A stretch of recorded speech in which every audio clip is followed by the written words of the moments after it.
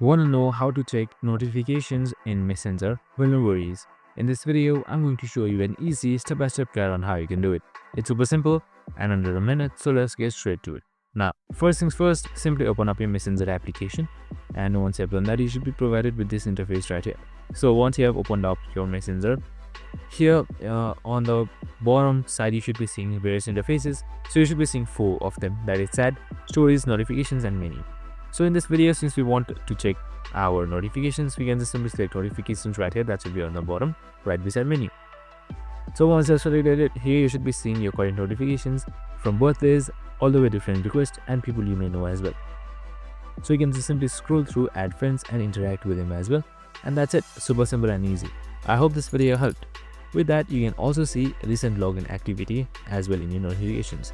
I hope this video helped. If it did, make sure to like, subscribe, and tune in with us for more of these videos. Have a good day and see you in the next one.